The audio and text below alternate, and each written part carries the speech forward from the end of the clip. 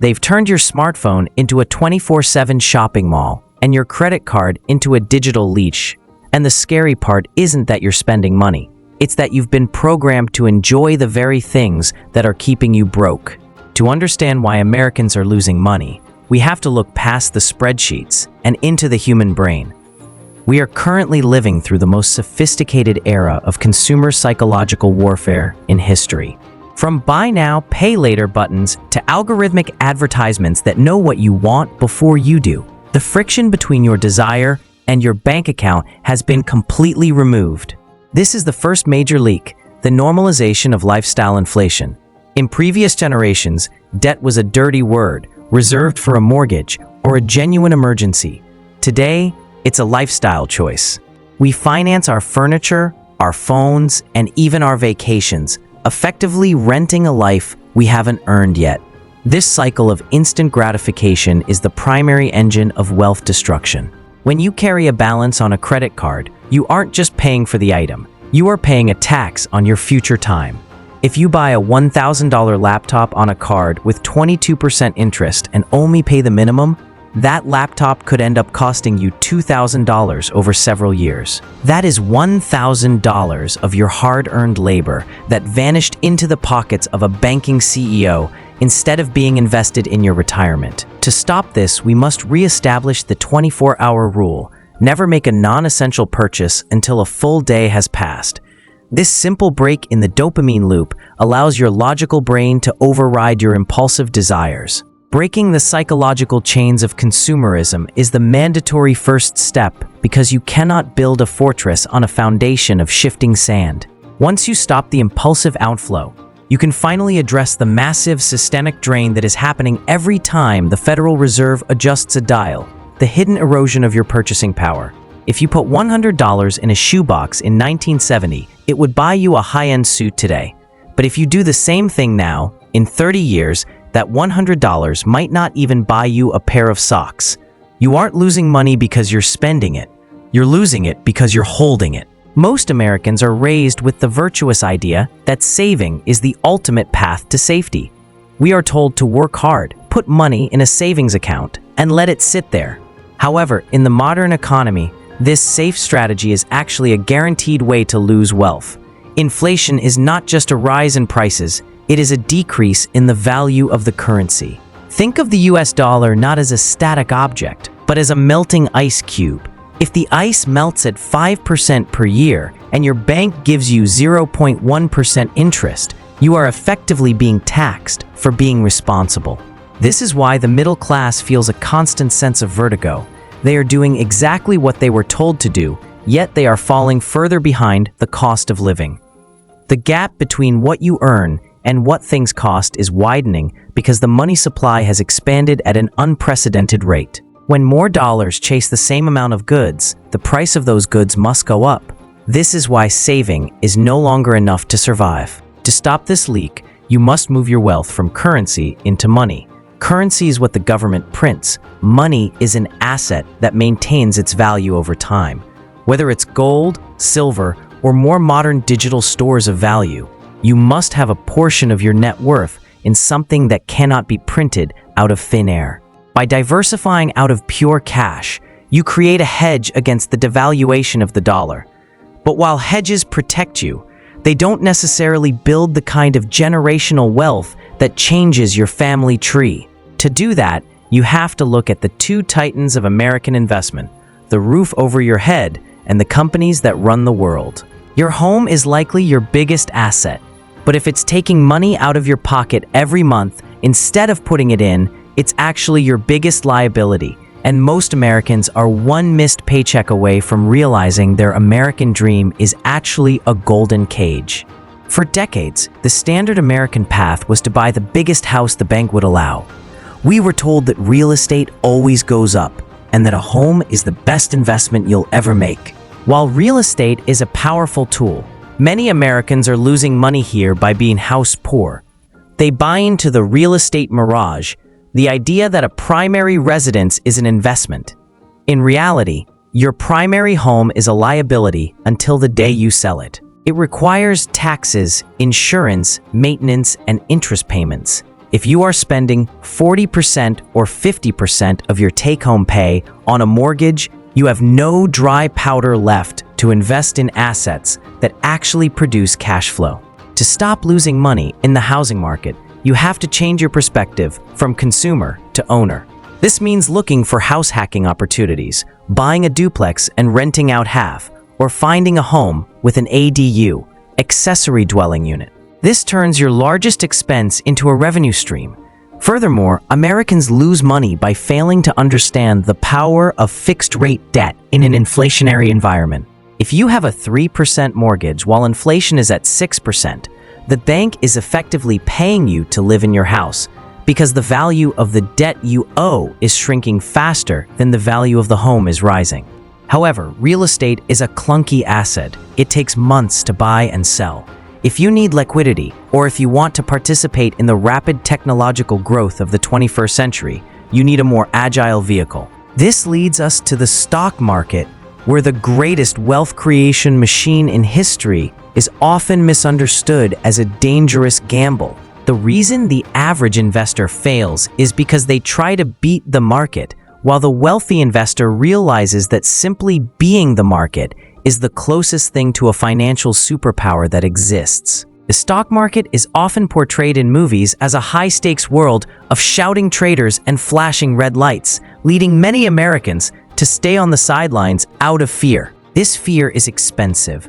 By staying out of the market, you are missing out on the miracle of compounding interest, what Albert Einstein reportedly called the eighth wonder of the world. Americans lose money in stocks not because the market is rigged, but because they lack a system.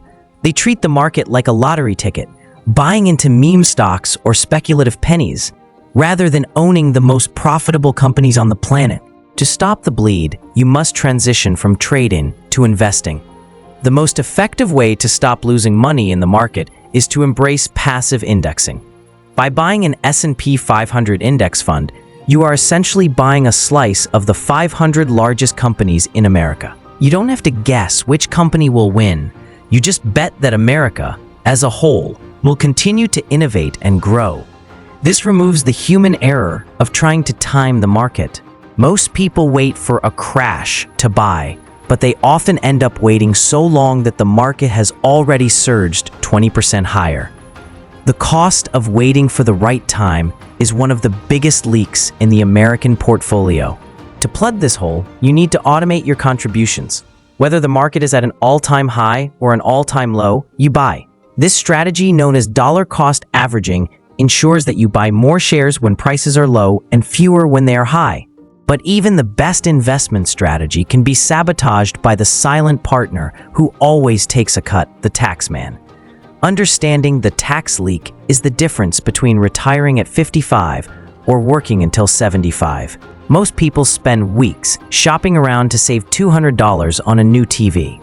But they willingly hand over tens of thousands of dollars extra to the government every year simply because they haven't learned the legal rules of the game. Taxes are likely your single largest expense, yet most Americans treat them as an inevitable fixed cost. This is a massive mistake. The U.S. tax code is not just a list of bills, it is a series of incentives. The government wants you to save for retirement, provide housing, and invest in businesses, so they offer massive discounts to people who do those things. When you invest in a standard brokerage account, you are using after-tax dollars, and you'll pay capital gains taxes when you sell. However, by using tax-advantaged accounts like a 401k, a Roth IRA, or an HSA, health savings account, you are effectively plugging a massive hole in your bucket. If you are at a 22% tax bracket and you don't contribute to a traditional 401k, you are essentially throwing away 22 cents of every dollar you could have invested. Over 30 years, that tax leak can amount to hundreds of thousands of dollars in lost growth. Furthermore, many Americans ignore the employer match, which is literally a 100% return on your money instantly. There is no investment on earth that can beat a guaranteed 100% return, yet billions of dollars in matching funds go unclaimed every year. To stop losing money here, you must maximize your tax shelters. You should view your tax strategy as a defensive coordinator on a football team. Your investments are the offense that scores points, but your tax strategy is the defense that keeps those points on the board. However, even with a perfect tax strategy and a solid portfolio, there's one final, more personal leak that destroys more American wealth than any recession: the convenience tax and the erosion of self-sufficiency. We are the most convenienced generation in history, but we are paying for that ease with our freedom, as we trade our future hours for the luxury of having someone else do what we are perfectly capable of doing ourselves. In the modern American economy, convenience has become a commodity that we overconsume. We pay a premium for everything. Food delivery apps that turn a $12 burrito into a $25 ordeal, subscription services we forgot we signed up for, and premium versions of apps that offer little extra value. This is the death by 1,000 cuts. Individually, these charges seem small: $15 here, $9 there, but collectively they form a massive drain on your investable capital. However, by using tax-advantaged accounts like a 401k, a Roth IRA, or an HSA, health savings account, you are effectively plugging a massive hole in your bucket. Over 30 years, that $100 a month could have turned into $220,000.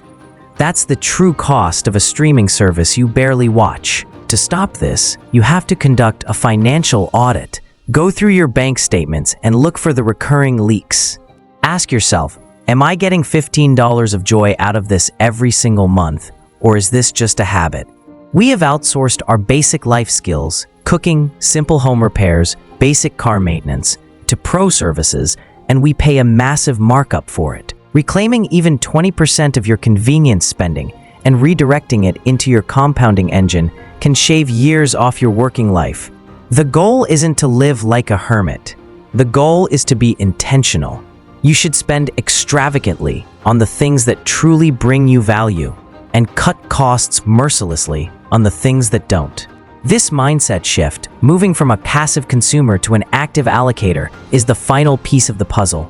It brings us to the ultimate realization that wealth is not about how much you make, but how much you keep and how hard that keep works for you. The finish line of your financial journey isn't a specific number in a bank account. It's the day when your assets generate enough income to cover your lifestyle, effectively buying back your time from a world that wants to sell it for pennies. The reason most Americans struggle is that they are playing the game of money without knowing the rules. We are taught to be good employees, but we aren't taught to be good owners. To stop losing money and start building a legacy, you must take the CEO seat of your own life. This means looking at your household like a business. A business has a profit and loss statement. If your expenses are higher than your income, the business is failing. If your R&D, investing, is zero, the business has no future. If your debt is growing, the business is at risk of bankruptcy. By adopting this professional mindset, you remove the emotion from money. The final strategy to stop the bleed is to diversify your income streams. Relying on a single paycheck is the most dangerous financial position you can be in.